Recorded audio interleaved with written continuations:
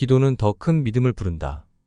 개척 교회를 섬기던 시절 주님은 부족한 나에게 무엇보다 기도가 모든 사역의 승리 비결임을 알려주셨다.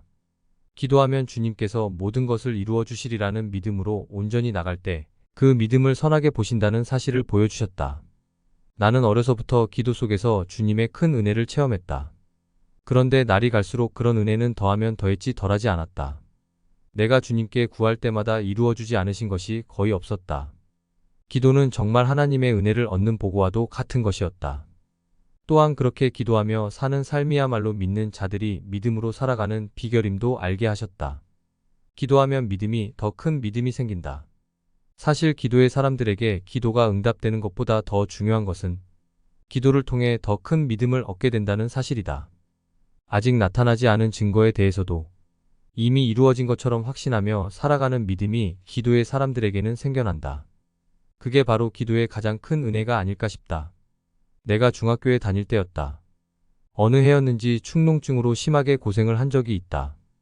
증세가 워낙 심하다 보니 어머니도 몹시 걱정을 하셔서 하루는 나를 세브란스 병원에 데리고 가셨다. 나를 진찰하던 의사는 몹시 놀란 표정을 지으며 어머니를 책망하셨다. 아이가 이 지경이 되도록 어떻게 그냥 내버려 두셨어요? 라는 것이었다. 의사는 지금 당장 수술하지 않으면 안 될 상황이라고 덧붙였다. 그 말을 들은 어머니는 어떤 심정이셨을까? 그 말을 듣고도 찢어지게 가난한 집안 형편 때문에 발길을 돌려 그냥 집으로 돌아와야 하는 마음은 어떠셨을까? 나는 어떻게든 당장 축농증을 치료받아야 했다. 축농증이라는 게 코만 답답한 게 아니라 심한 두통까지 수반하기에 집중해서 공부하기조차 어려웠다. 이제 의지할 대라곤 하나님밖에 없었다. 더욱 하나님께 기도로 매달렸다. 하나님, 이 축농증을 고쳐주십시오. 의지할 대라곤 하나님밖에 없어요. 하나님, 잘 아시잖아요. 서럽기도 하고 고통스럽기도 해서 기도하면서 많이 울었다. 그러다가 목사님께 찾아가 부탁을 드려야겠다는 생각이 들었다. 나는 용기를 내어 목사님께 부탁을 드렸다.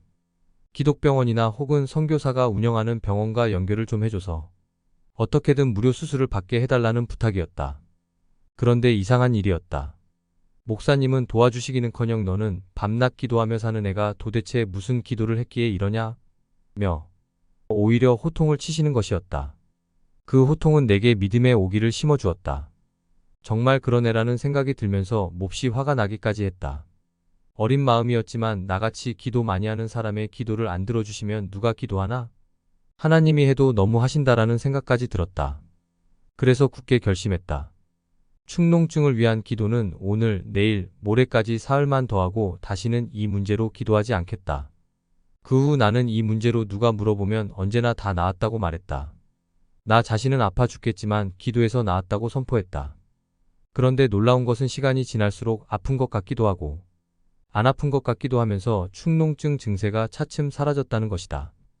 확실한 사실을 알아보기 위해 다시 병원에 가서 진찰을 받아본 결과 축농증을 앓았던 흔적도 발견할 수 없다는 의사 선생님의 말을 들었다.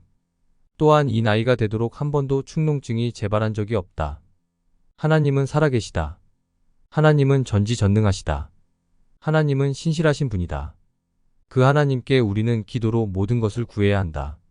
그렇게 사는 길만이 이 세상을 승리하며 사는 비결이다.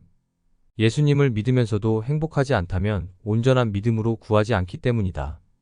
기도 응답의 사인이 있을 때까지 충분히 기도해야 한다. 그렇게 기도하는 사람은 반드시 은혜를 받게 되고 은혜를 받으면 믿음이 생겨나며 믿음이 생기면 기쁨과 평강이 넘치게 된다. 이때 비로소 우리는 행복한 그리스도인이 되는 것이다.